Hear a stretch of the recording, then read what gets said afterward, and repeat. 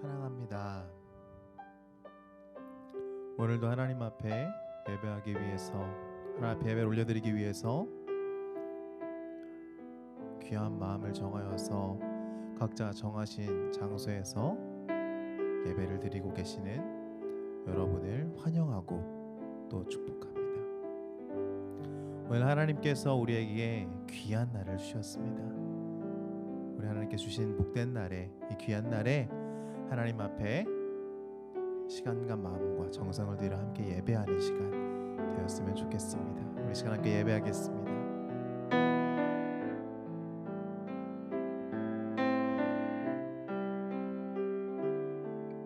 십자가 그 사랑, 십자가 그 사랑, 멀리 떠나서 무너진 나의 삶 속에 잊혀진 주 은혜, 돌 같은 내 마음 어루만지사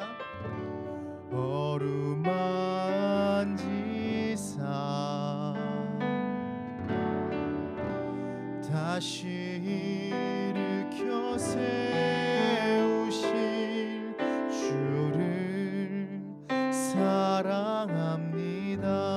십자가 그 사랑, 멀리 떠나서 무너진 나의 삶 속에 잊혀진 주 은혜, 돌 같은 내 마음 어루만지사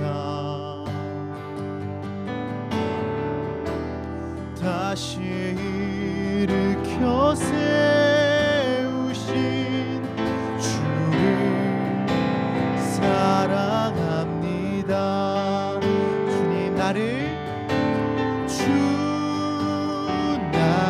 보호하시고 날 붙드시리. 나는 외롭고 존귀한 주님의 자녀라. 주님 너를 보호하시고 널 붙드시리. 너는 외롭고 존귀한 주의 자녀라. 지나간 일들을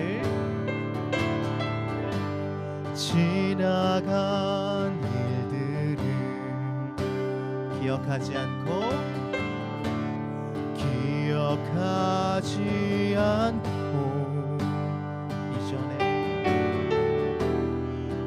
이전에 행한 모든 일 생각지 않으리. 사막의 강물과 길을 내시는 주님,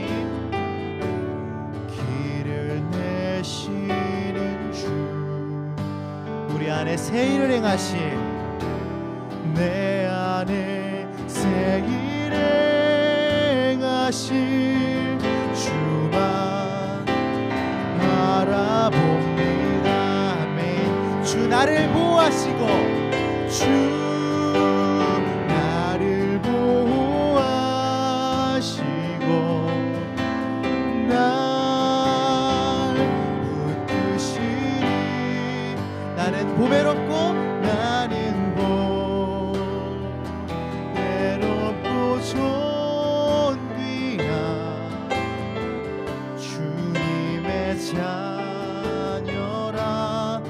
다시 한 번 더 주 나를 보호하시고 나를 붙드시는 날 붙드시리. 여러분은 보배롭고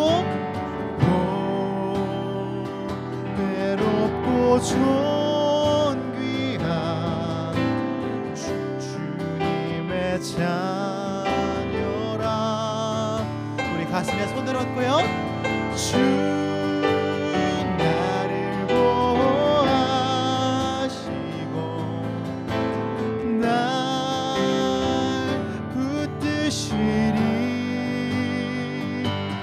나는 보배롭고 존귀한 주의 자녀라.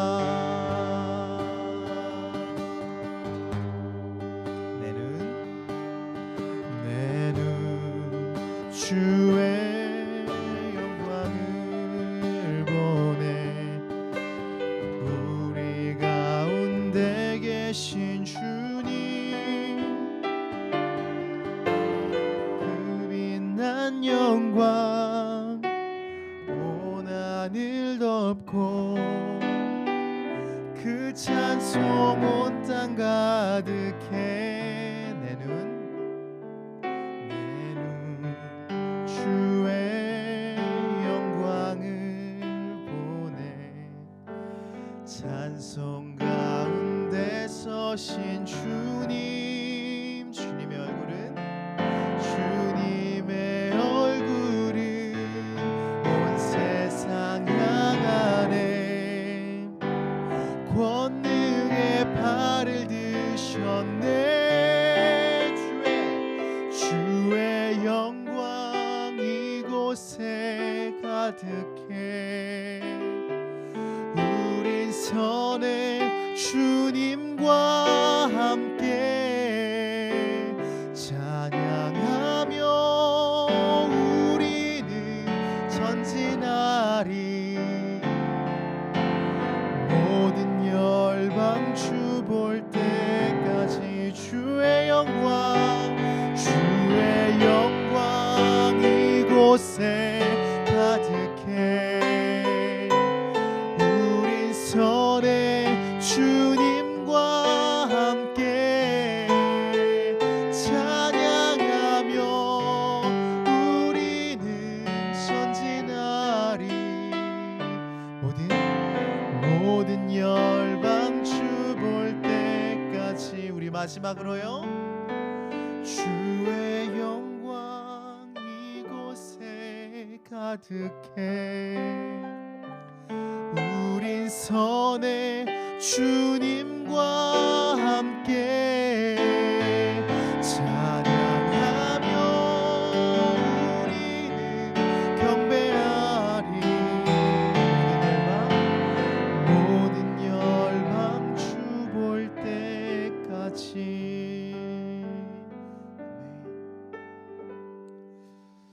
아멘. 주님, 오늘 우리 시간에 이 복된 주일에요, 이렇게 함께 기도했으면 좋겠습니다. 주님, 오늘 저희가 주님의 영광을 바라기 위하여 이곳 가운데 나와왔습니다. 주님, 우리가 오늘 예배를 통하여서 하나님의 영광을 바라보게 하여 주시옵소서. 주님, 우리가 하나님의 영광을 보기를 원합니다. 주님, 우리에게 말씀을 통하여서 또 기도를 통하여서 우리에게 주님의 영광을 비추어 주시고 우리의 삶을 통하여서 하나님의 영광을 드러낼 수 있도록 그런 삶을 살게 하여 주시옵소서. 주님, 오늘 예배를 통하여서 우리의 삶을 변화시켜 주시옵소서라고 우리 시간 주님 앞에 간절히 기도하시면서 나아가셨으면 좋겠습니다. 우리 시간 함께 기도하실까요? 하나님 아버지, 감사합니다. 하나님, 오늘 우리에게 영광을 예수님의 공생의 기간을 예수님의 30살 때부터 약 3년 정도를 우리가 알고 있습니다. 예수님이 그 3년 동안 공생의 기간 동안에 사역하실 때 주로 어디에서 사역하는지 혹시 아세요? 예수님의 사역은 주로 갈릴리 호수를 중심으로 어떻게 보면 예루살렘이라는 도시에 비하면 농촌이라고 볼 수 있는, 혹은 어촌이라고 볼 수 있는 그 갈릴리 지역을 중심으로 예수님이 사역을 하십니다. 그러면서 그 3년 기간 동안에 예루살렘을 3번, 학자들에 따라서는 4번이라 이야기하는 학자도 있는데, 주로 6월절에 예수님이 예루살렘으로 오시면서 또 예루살렘으로 오셔서 그 사역을 하십니다. 예수님이 하신 사역의 가장 큰 사역은 병든 자를 고치시는 것과 또 하나님의 나라를 가르치시는 겁니다. 그래서 예수님이 갈릴리 지역에서 주로 그곳에서 제자들을 가르치고 이적을 베푸시고 하나님 나라를 가르치면서 사역을 하시는데, 예루살렘으로 올라오시는 그때의 일들이 성경에 이렇게 기록되어 있습니다. 특별히 예수님 사역의 가장 핵심은 뭐냐면, 마지막에 십자가에 달려 죽으심으로써 우리를 구원하신 것이 예수님 사역의 가장 핵심입니다. 그렇기 때문에 성경도 이 사복음서, 마태, 마가, 누가, 요한 사복음서도 전체 내용 3년간의 공생애 가운데 마지막 일주일, 마지막 예루살렘으로 올라가서 그 십자가에 달려 죽으시는 그 마지막 일주일을 전체 분량 가운데 3분의 1 정도로, 전체 3년 가운데 마지막 일주일을 가장 많이, 가장 자세하게 기록하고 있는 것을 보게 됩니다. 오늘 누가복음 18장 말씀은 바로 그런 가운데 예수님이 예루살렘으로 올라가시는 내용이 기록되어 있습니다. 예수님이 예루살렘으로 마지막 때가 가까웠음을 알고 올라가시면서 예수님은 여전히 기도하고 여전히 병 고치시고 여전히 해야 할 일을 하신 것을 봅니다. 우리는 때로 어떤 상황이나 환경이나 중요한 일이 앞에 있으면 여전히 하던 일을 못하기도 합니다. 예수님이 그러셨던 것처럼 우리가 어떠한 상황과 환경 가운데서도 여전히 내가 할 일을 하면서 사는 은혜가 있기를 축복합니다.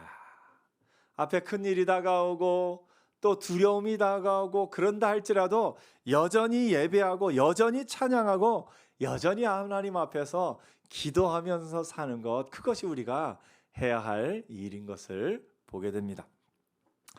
예수님께서 이 마지막 때가 이르렀음을 아시고 예루살렘으로 올라가시면서 가르치실 때 특별히 가끔 제자들만 모아놓고 따로 가르치신 것이 있어요. 그게 오늘 본문에 나오는 내용입니다. 예수님이 다른 많은 사람 앞에서는 하나님의 나라와 그 의와 또 이런저런 것들을 많이 가르치시는데, 특별히 제자들만 불러놓고 가르치신 내용이 있어요. 그건 뭐냐면 예수님의 고난당하시는 것과 예수님의 죽음과 예수님의 부활입니다. 이거는 예수님을 완전히 온전히 메시아로 인정하는 사람에게만 가르치신 것을 보게 됩니다.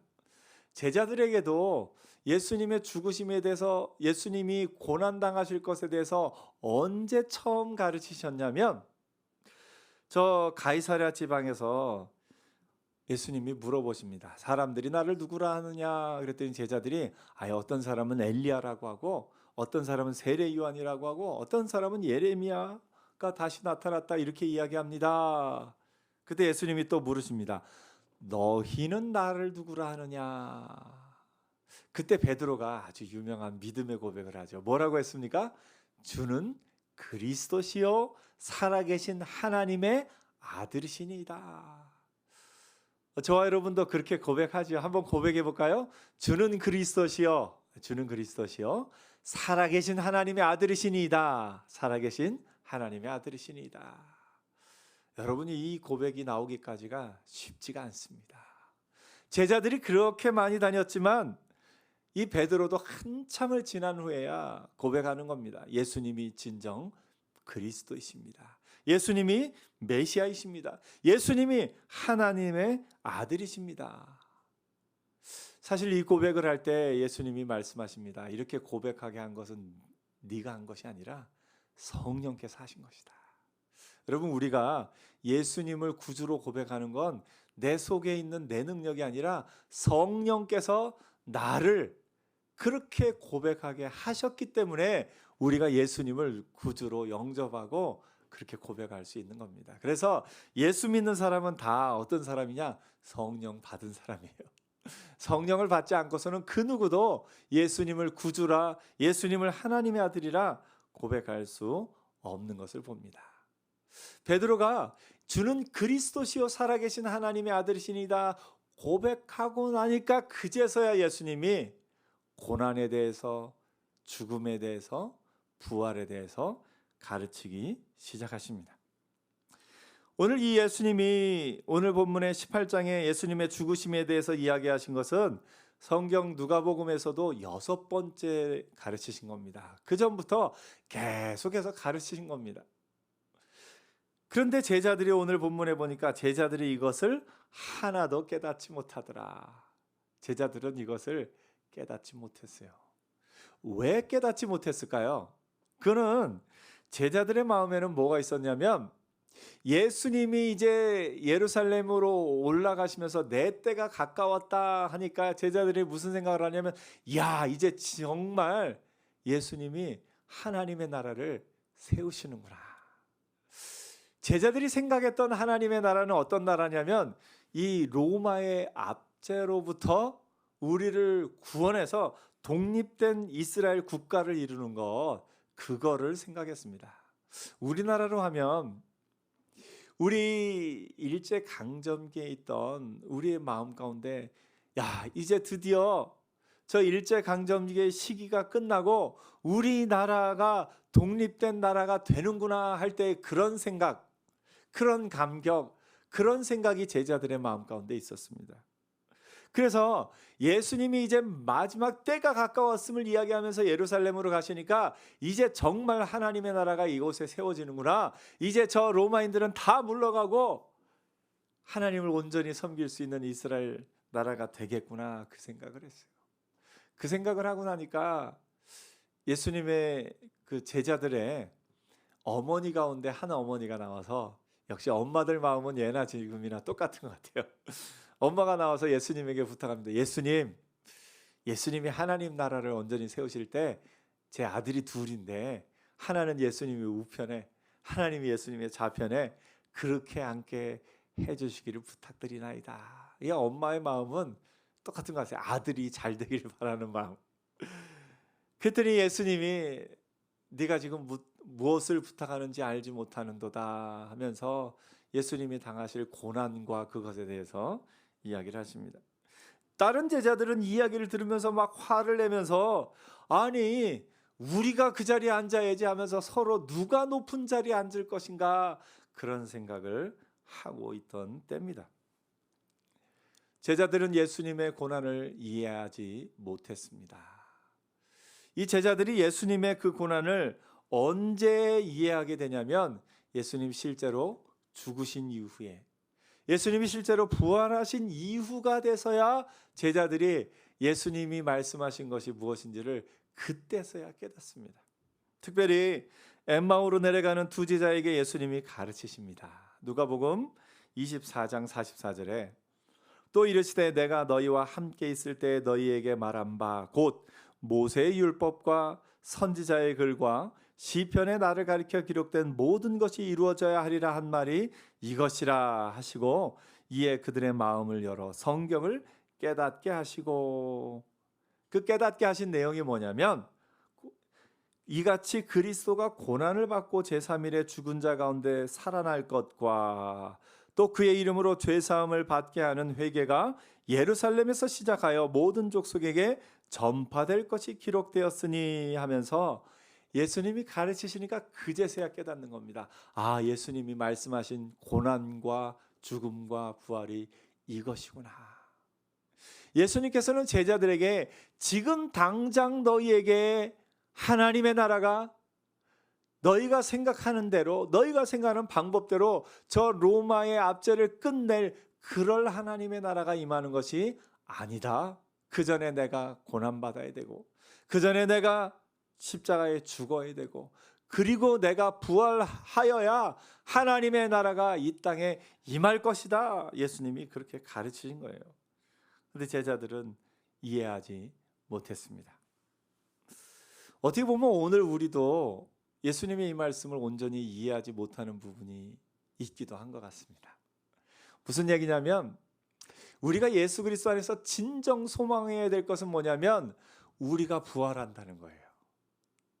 여러분, 저와 여러분 부활할 줄 믿습니까? 예, 믿지요.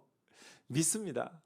그런데 우리가 부활한 후에 얻게 될 그 영광이 얼마나 큰지를 알지 못한 채 우리의 마음 가운데는 이 제자들이 생각했던 것처럼 지금 당장 우리가 높아지는 것, 다시 말해서 지금 당장 내 마음에 있는 소원이 이루어지는 것, 이것이 더 크다라는 말입니다. 무슨 얘기입니까? 지금 당장 내 앞에 다가온 이 문제가 해결되는 것.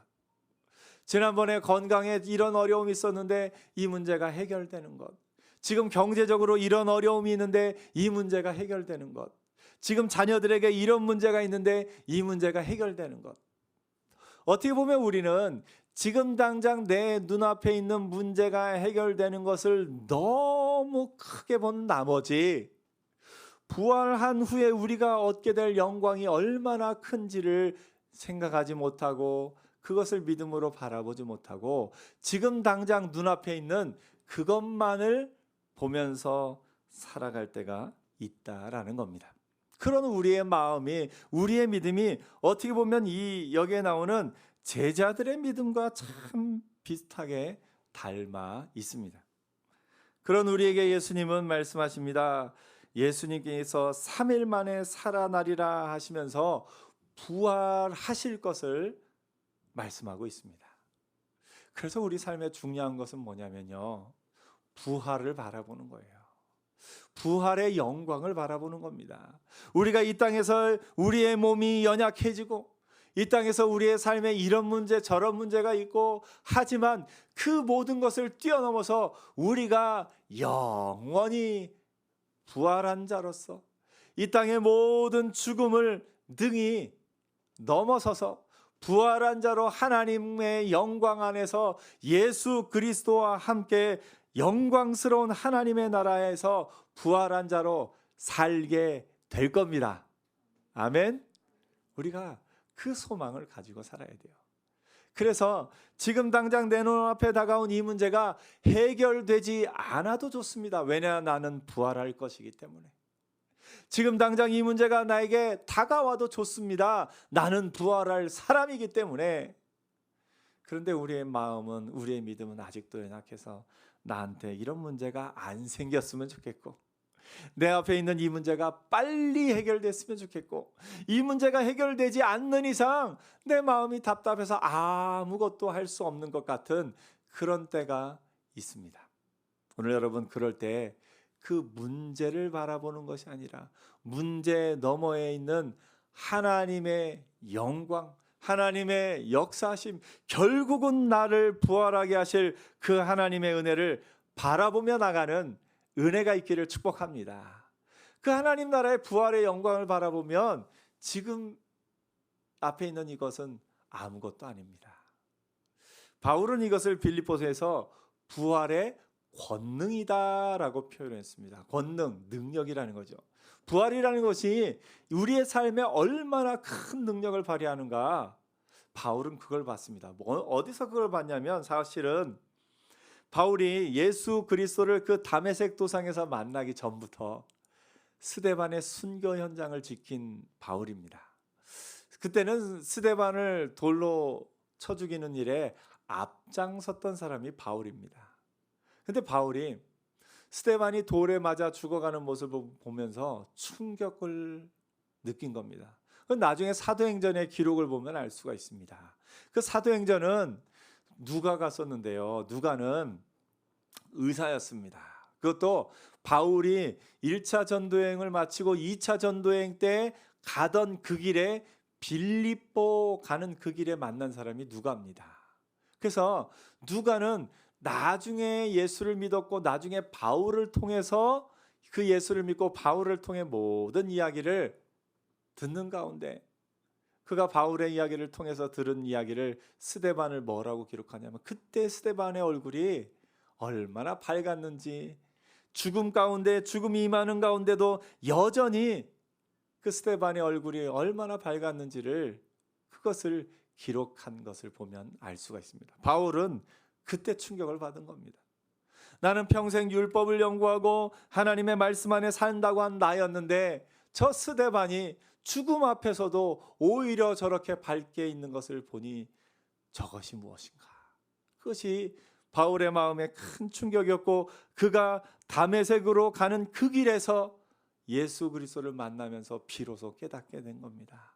아, 이것이 부활의 영광을 사모하는 자가 지닌 능력이구나. 그래서 바울이 그걸 부활의 권능이다라고 표현합니다.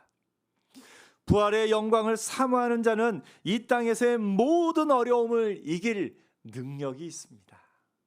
오늘 저와 여러분, 우리에게는 이 땅에서의 모든 것을 이길 능력이 있습니다. 그게 뭐냐면 결국은 우리가 부활한다는 겁니다.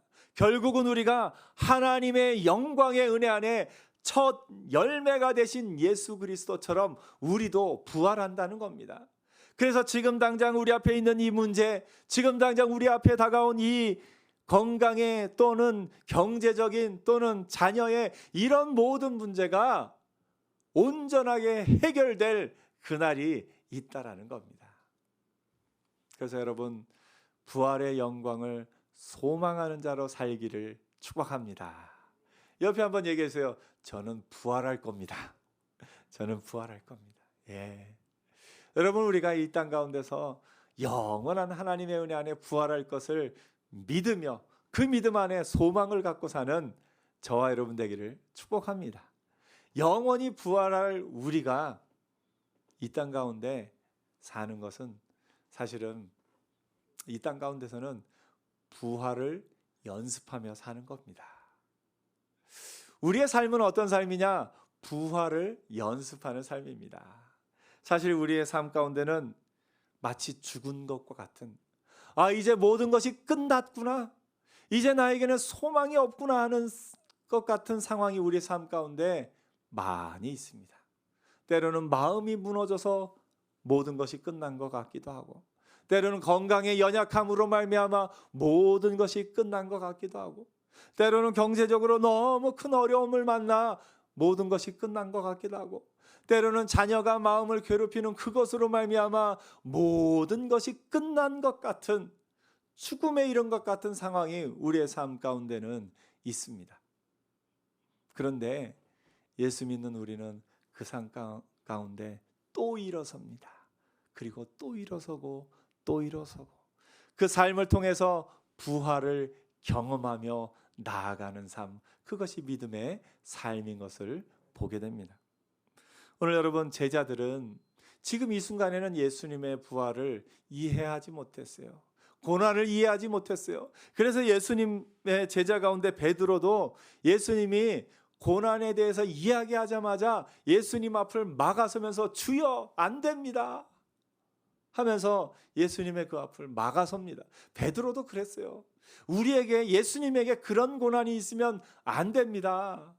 그때 베드로의 마음은 뭘 몰랐냐면 그 고난이 있어야 부활이 있다는 걸 몰랐습니다.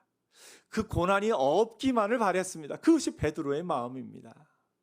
그런데 나중에 예수님의 부활을 경험한 베드로는 이제 고난을 기꺼이 감당하며 그 고난 후에 영광을 바라보며 기꺼이 복음을 전하면서 옥에 갇혀 있는 것, 그런 것을 아무렇지도 않게 여기는 베드로가 된 것을 봅니다. 오늘 여러분, 우리도 베드로의 첫 반응과 같을 때가 있어요. 우리에게 그런 고난 없었으면 좋겠습니다. 우리에게 그런 고난 없었으면 좋겠습니다 라고 생각을 하며 우리는 살아갑니다. 물론 없으면서 부활의 영광을 누리면 제일 좋지요. 바라기는 그런 고난 없으면서도 여전히 부활의 영광을 소망하며 그 영광의 은혜 안에 가운데 살아가는 저와 여러분 되기를 축복합니다. 그런데 정말 부활의 영광을 소망하는 사람은 고난 다가오는 것을 능히 감당할 수 있습니다. 그것을 바라볼 때 이게 고난이 끝이다 하고 생각하는 것이 아니라 이 고난 후에 하나님이 주실 부활의 영광이 있다. 그것을 믿음의 눈으로 보는 거예요. 그러면 부활의 영광을 체험했을 때, 아, 하나님이 나를 또 살게 하셨구나. 아, 하나님이 나를 또 이것을 이기게 하셨구나. 그것으로 말미암아 또 한 번 기뻐하며 또 한 번 감사하며 나가는 은혜가 있는 겁니다. 오늘 여러분, 부활을 경험하며 사는 은혜가 있기를 축복합니다. 그래서 고난당할 때 내가 지금 고난 가운데 있습니다 라고 말하는 것이 아니라 내가 지금 부활을 경험할 준비를 하고 있습니다. 이 고난이 지나간 후에는 하나님이 나를 다시 높이실 것이고, 이 고난이 지나간 후에는 하나님이 나를 다시 영광스럽게 하실 겁니다 하면서 그 믿음으로 사는 은혜가 있기를 축복합니다. 예수님이 이 마지막 때에 이 고난과 그 모든 것을 이긴 것은 예수님이 내가 어떤 사람인지를 아셨기 때문이고, 또 예수님이 하나님이 어떤 분인지를 아셨기 때문에 이 고난을 능히 이길 수 있었습니다. 예수님이 아신 나는 어떤 사람이냐? 예수님 자신이 하나님의 사랑하시는 아들인 것을 알았습니다. 예수님이 처음 세례 받으실 때 하늘에서 소리가 들려서 뭐라 말하죠? 이는 내 사랑하는 자요 내 기뻐하는 자라. 내가 이를 기뻐하노라 하면서 하나님이 예수님을 기뻐하신다는 것을 아셨기 때문에, 예수님이 여기 말한 대로 사람들이 희롱하고 능욕하고 침뱉고, 사실 견디기 힘든 거는요, 오해받는 것, 억울한 것, 이게 참 견디기 힘듭니다. 예수님이 수많은 사람의 병을 고치고 그들을 낫게 하시고 그들을 구원하기 위해 그렇게 가는데, 사람들은 예수님을 비난하고 손가락질하고 조롱하며 침뱉으며 채찍질하며, 그럴 때 예수님의 마음이 얼마나 아팠을까요? 그것을 이기기가 정말 힘들었을 겁니다. 그런데 예수님은 그들이 비난한다 할지라도, 그들이 조롱한다 할지라도, 그들이 침을 뱉는다 할지라도 나는 하나님이 사랑하시는 하나님의 아들이다, 내가 누군지를 분명히 알았습니다. 또한 예수님이 아신 것은 뭐냐면 하나님이 어떤 분인 줄 아셨습니다. 하나님은 어떤 분이십니까? 하나님의 아들의 그 죽음을 그냥 바라보지 않으시고 그 예수 그리스도의 고난과 죽음을 기억하시고 그거를 갚아주시고 결국은 예수님을 높여줄 분이 하나님이십니다.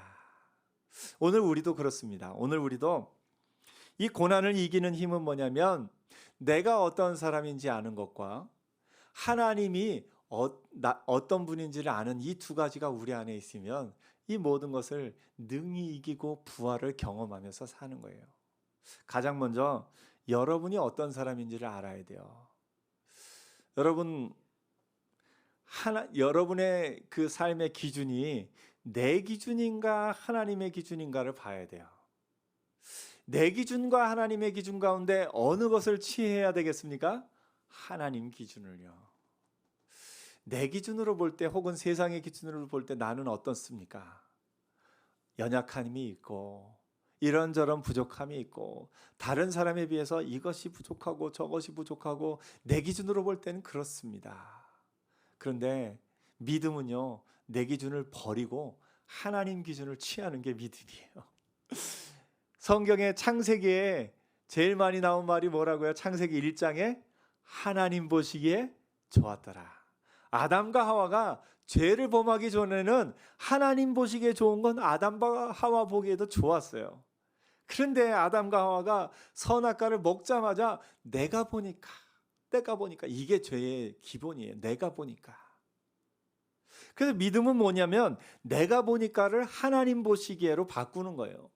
내가 보니까 나는 눈이 좀 이렇게 작고 얼굴이 어떻고 피부가 어떻고 주름이 어떻고 키가 어떻고 학력이 어떻고 재산이 어떻고 내가 보니까 나는 이런 점에서 저런 점에서 부족하고 연약하고 생각할지 모르지만 하나님 보시기에 하나님이 뭐라고 말씀하시냐면 내가 너를 보배롭고 존귀하게 여기노라 말씀하고 있어요.